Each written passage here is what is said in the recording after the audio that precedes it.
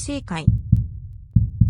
Rebirth of the Malicious Empress of Military Lineage. Chapter 136. Marriage. That was an extremely terrifying dreamscape that made all struggles fruitless. One clearly knew that the outcome was brutal but was unable to stop anything from happening, and can only watch as everything irretrievably went to a route of no return. She was a murderer. A rumbling of thunder was heard. It was the beginning of winter and it was strange that there was such a lightning. Shen Miao sat up still asleep and kept panting and gasping. Her hand involuntarily grabbed onto something and felt that someone was lightly patting her back. The strength in that hand was very gentle, as if it had reassuring strength. She just leaned onto the other person's embrace and held her own neck, feeling an entire head of sweat as if she could almost not breathe. That person also had a good temperament and let her curl her own body up, before pausing and reaching out to place one's hand behind Shen Miao's head and pressed her into his embrace. Shen Miao's entire body was trembling badly and she bit his shoulder. His body stiffened but did not move and only patted Shen Miao's head. One did not know how long has passed but the thunder gradually became softer,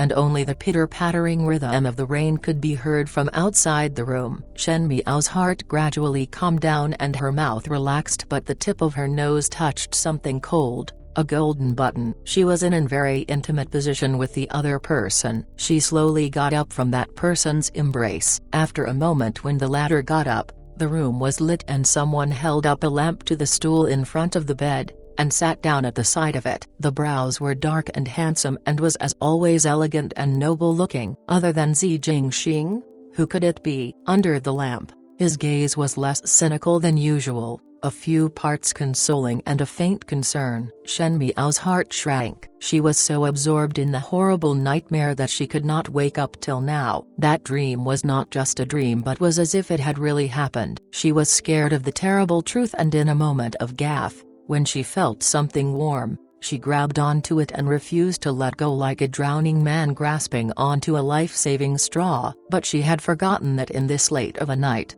the person who normally came was someone who was difficult to deal with. The secret that she had kept locked up seemed to have a crack at this moment, and she was facing the most astute of hunters. Zi Jingxing's acumen was like a torch that, with only a few words, one fear that he could guess something out. What did you dream of? Zi Jingxing cut out the excess wick in the oil lamp. Even such a simple action, when done by him, it had become the most perfect silhouette, making one's heart warm and pleased. Only a nightmare. Shen Miao's eyes hung down as she spoke, however her voice was still unnatural. Zi Jingxing paused and turned his head towards her. There are also times when you are afraid. Some anger suddenly boiled in Shen Miao's heart. I am not your highness Prince Ruai. Living in the world is originally hard work. Naturally there is time when one is afraid. Shen Miao looked at him. His eyes looked very beautiful and were shaped with the best-looking peach blossom eyes. On normal days they were a few parts coquettish and a few parts serious, that made one unable to tell if he was sincere or fake, but also could make a female drown in these moving eyes. But now he was facing Shen Miao. That pair of eyes were like an autumn lake, as deep as dark jade, making it difficult for one to detect any emotions. He said, "No need to be afraid, it is only a dream." Shen Miao's nose became sour and an unparalleled sadness suddenly burst out from her heart. After her rebirth, she had controlled her emotions very well and was only unable to hide one's love and hate, but after a brief eruption, she would cleaned up quickly. However, she was unable to deal with this dream today. Perhaps it was because the rain was too cold tonight, or perhaps Zi Jingxing's gaze was too gentle that made her cold heart suddenly become fragile. She really wanted to look for a place to cry out loud. She felt the scene in front of her blurred, as if there was something on her face. When she looked up, she saw Zi Jingxing holding a handkerchief, wiping her tears away. She actually cried out. That youth's fingers were slender as he slightly looked down, and his hand movements were very gentle. His gaze was very serious, as if she was doing the most meticulous matter in the world. The long eyelashes were hanging down and that usual indifferent and naughty face was faded, but what appeared was the most gentle of companionship, just like an older brother yet like a friend. Shen Miao was somewhat dispirited. When Zi Jingxing wiped her clean, he looked at her gaze and raised an eyebrow, not crying. Shen Miao avoided his gaze. "Many thanks."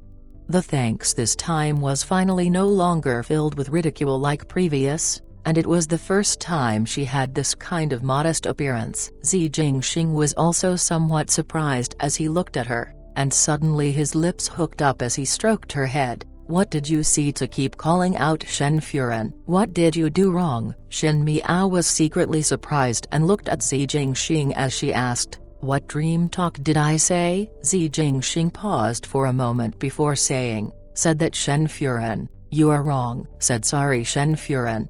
He asked thoughtfully, "What kind of serious mistake did you do in your dreams?" When Shen Miao heard this, she was relieved and said half-heartedly, "Nothing, it is just a dream."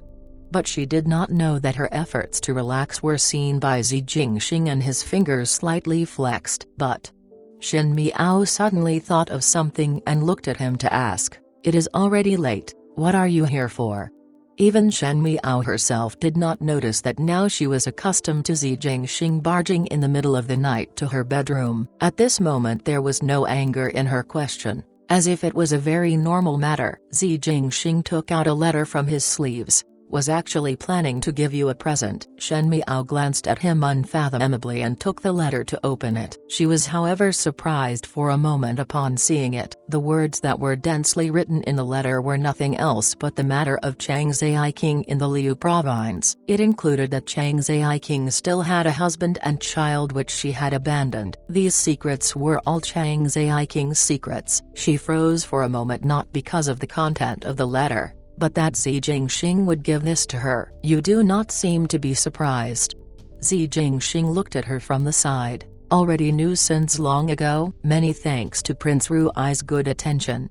Shen Miao kept the letter. "Prince Rui, do not intervene in this matter. I will do it myself." Zi Jingxing looked at her for a while and shook his head while smiling. "It is this prince who is nosy." Shen Miao was silent for a moment as she did not know why, but she actually felt that the room was cramped. She lowered her head and her gaze unconsciously landed on the corner of Zi Jingxing's robe. The material was very luxurious and the embroidered gold threads were exquisite. It was as if she could felt Zi Jingxing's probing gaze on herself. Shen Miao looked up and tried very hard to be calm and looked at him. "If there is not any matter, you can return." Zi Jingxing stared at her. Shen Miao slightly frowned. This person pulled her out of the nightmare and one should be grateful. However, what kind of person was Zi Jingxing? One who saw a tiny thing and knew the overall of things. The longer he stayed here with her, one fear that she would be eaten up without any residue. Shen Miao did not wish to have her secrets exposed to others.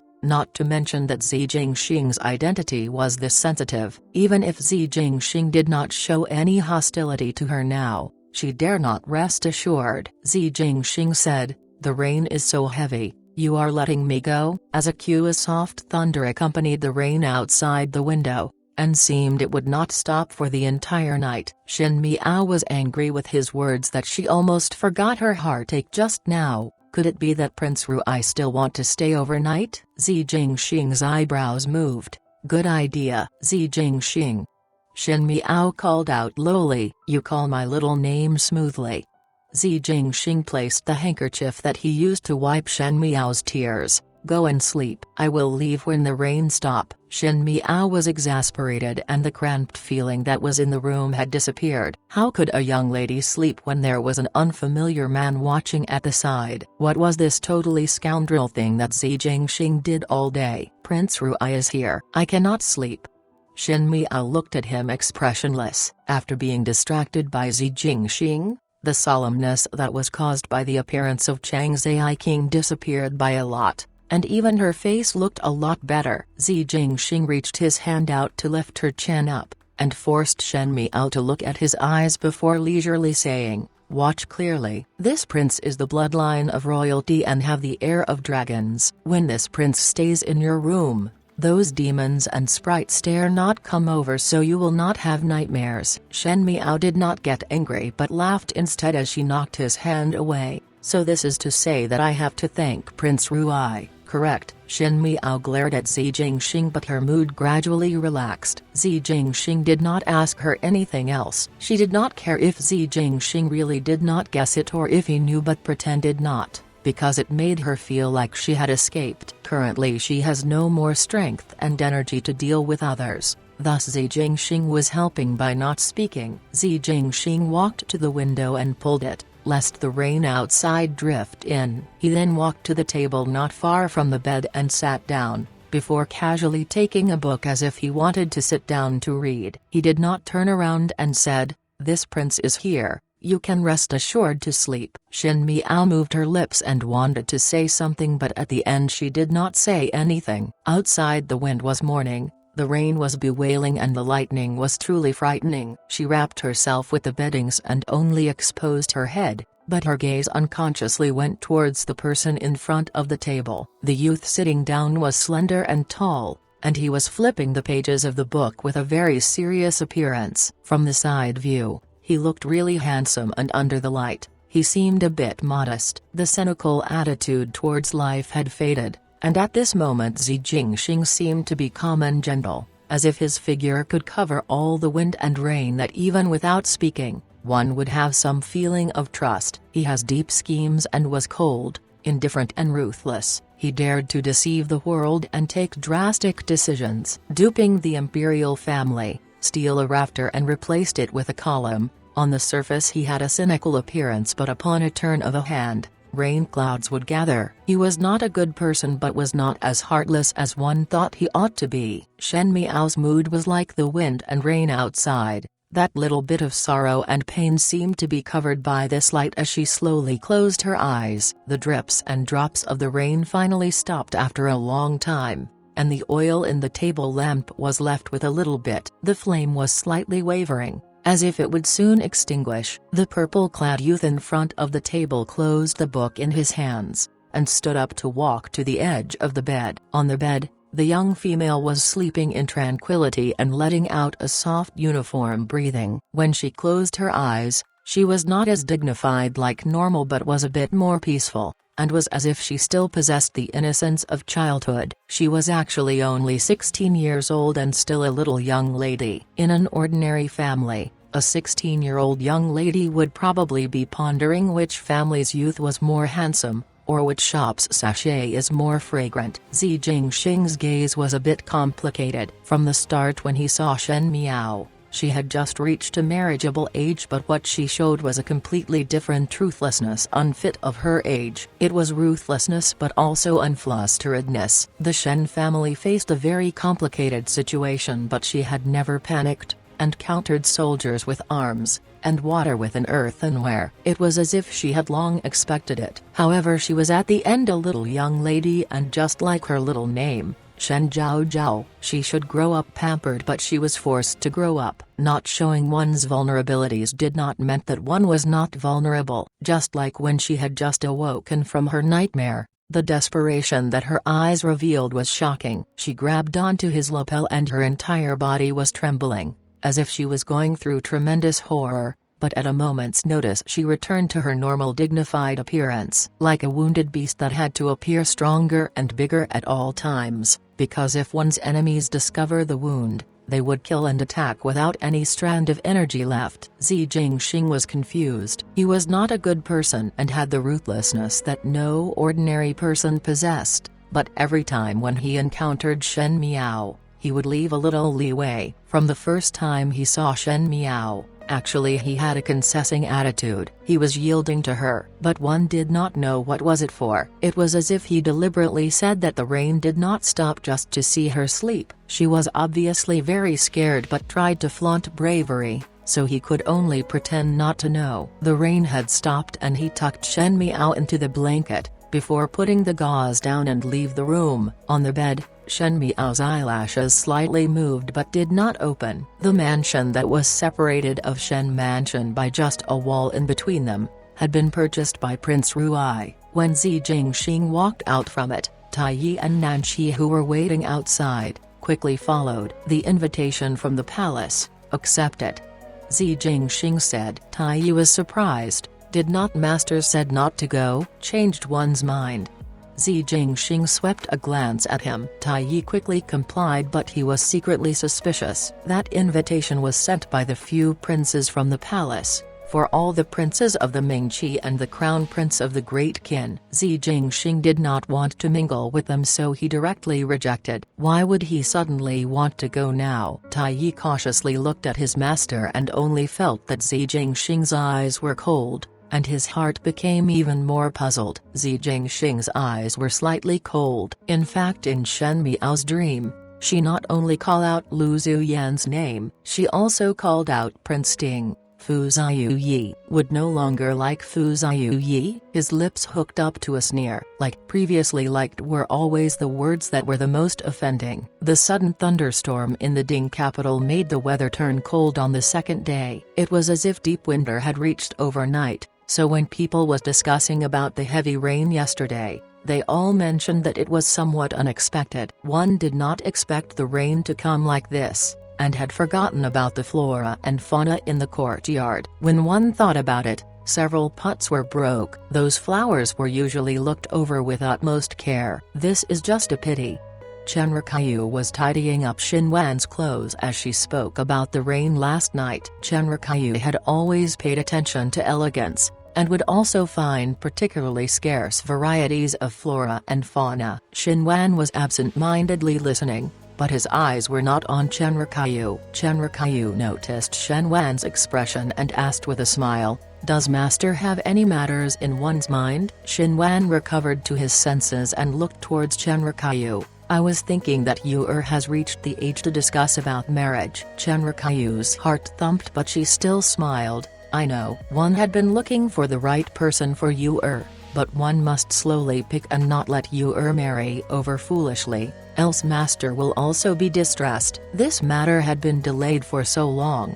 This time Xinwan did not let Chen Rikayu skim past it and bluntly said, "Ever since Yu was 16, it is already 2 years. Even if those young ladies of other family were not married, they are all engaged. If Yu carried on like this, it would be difficult to find someone suitable in the future. A few days ago I have given you a few families that were all quite good. I have looked over it and the families were well off and there are not too many complications in their residences, so Yu will not be in a disadvantage when she marries over." However, that being said, Chen Rikayu grudgingly said, "It had been only for a while. One need to let Yu familiarize with it. It has been 2 years. Every time the topic of marriage is brought up with her, she would decline, and you as a mother also let her be."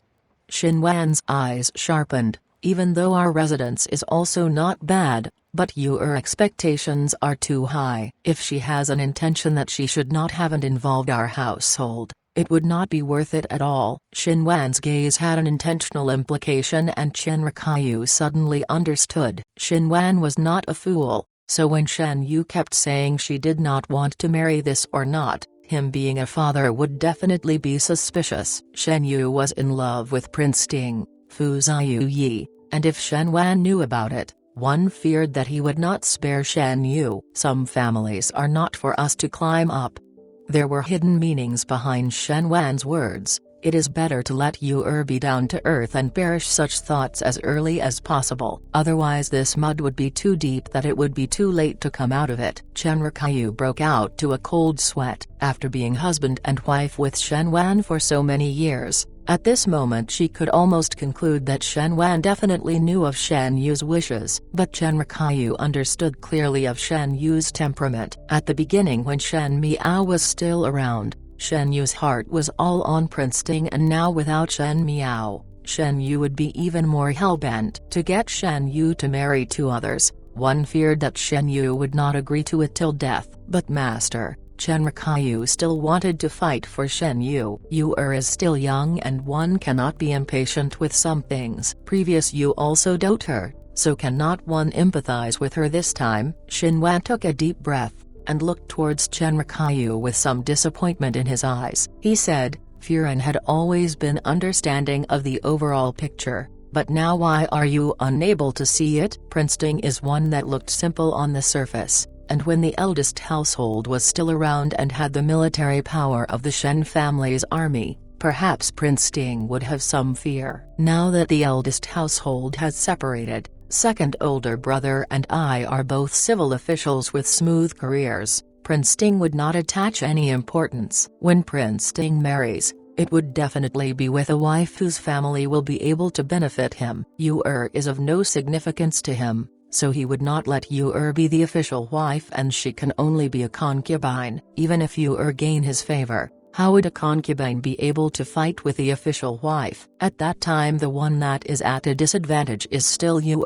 When Chen Rikayu heard this she broke into a cold sweat. She initially thought that Shen Wan did not agree to let Shen Yu marry Prince Ting, because he was not optimistic about Prince Ting in the fight of the heir position. But now it seemed that Shen Wan's evaluation of Prince Ting was not from an ordinary man's point of view, but from one who considered all pros and cons. It was difficult for this type of man to be sincere, and even if there was sincerity, to let Chen Rikayu watch as her daughter yield and lower her head to other female, Chen Rikayu was unwilling. She said, since that being the case, it is this wife that was not thoughtful. Master kept on thinking about Yu but I still blamed Master. It is me who is at fault. You are also not at fault.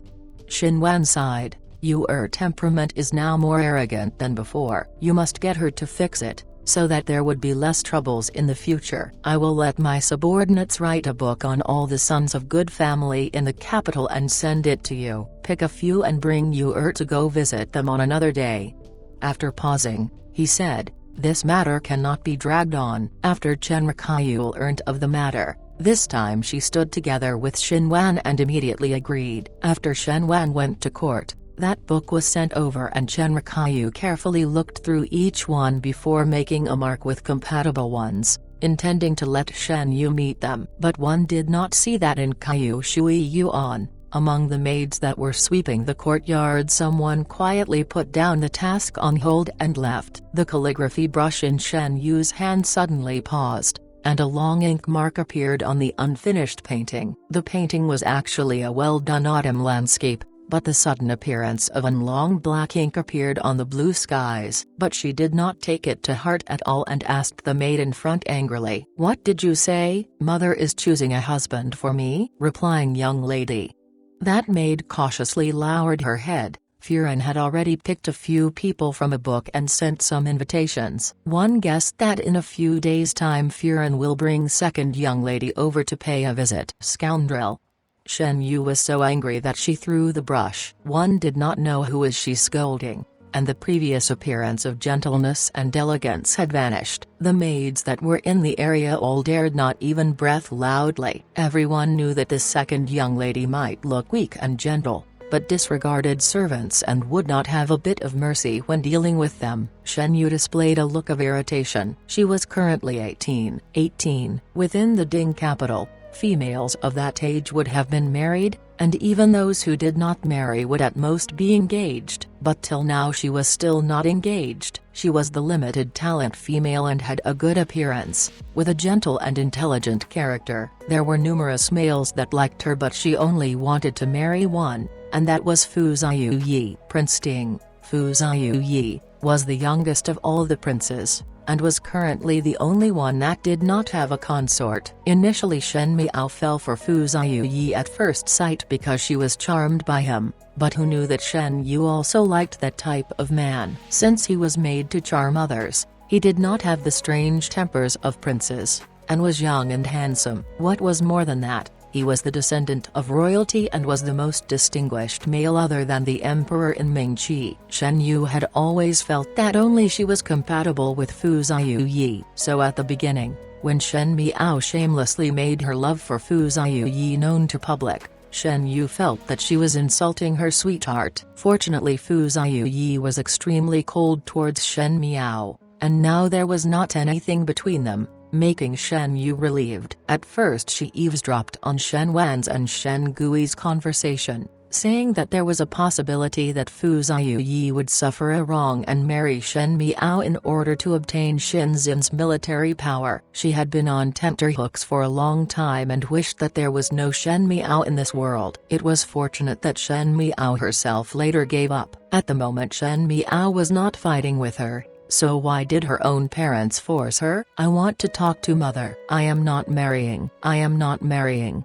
Shen Yu stood up and swept the ink and paper off the table, apparently very furious. The maids around quickly got to their knees but none dared to persuade. Over at Kaiyuan Yuan, someone also heard the movements. As compared to the ruckus 2 years before, Kaiyuan Yuan was much more bleak. Ever since Ren Wanyan's death and Shen Gui's descendants line was harmed, old Shen Furen got furious and no longer allowed Shen Gui to bring a mess of females back to the residence. After Shen Gui's pot has cracked, and knew that in this lifetime he was unable to have any child with any female, he feels upset when he returns to the residence, so he kept on lingering in pleasure quarters. Other than the servants in Kaiyuan Yuan, the only remaining females were Wan Yinayang and Shen Dongling. Shen Gui once had 2 sons and compared to the third household, it was considered as thriving with descendants, but now unfortunately there was only a Shu daughter left. No matter what, Shen Dongling was Shen Gui's only bloodline left, thus the servants treated Shen Dongling and Wan Yinayang with respect. What is the hustle and buzz outside about?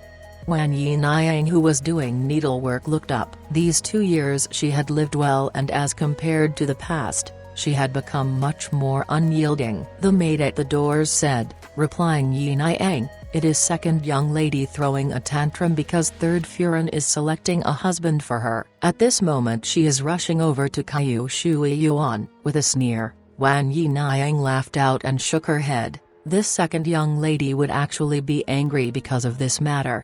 She suddenly thought about something and her eyes darkened. When growing up in happiness, one fails to appreciate what happiness really means. Her Shen Dongling was also a young lady of the Shen residence, and almost the same age as Shen Yu. However, old Shen Furen looked down on Shu daughters, and Shen Gui just simply did not care about matters of the courtyard. Shen Dongling's identity was not high. Thus there were very little people who came to ask for marriage. Even those who came for marriage were all those odd people that one know they were not good people with one look. She was here worrying about Shen Dongling's marriage, but at the other end Shen Yu, who was managed, was not satisfied. Being reincarnated to which position was really a matter of merit. Just as she was thinking, Shen Dongling, who was sitting behind the screen, stood up. She had grown up a lot. She had a slim and slender figure and her eyes were sharp, possessing the grace that Wan Yinayang had when she was singing. Where are you going? Wan Yinayang asked casually. Shen Dongling said, is not Wan Yinayang worried about my marriage constantly? Wan Yinayang was surprised for a moment, as she did not know what was the meaning behind those words. I have waited for 2 years. Now the opportunity has arrived. Shen Dongling said,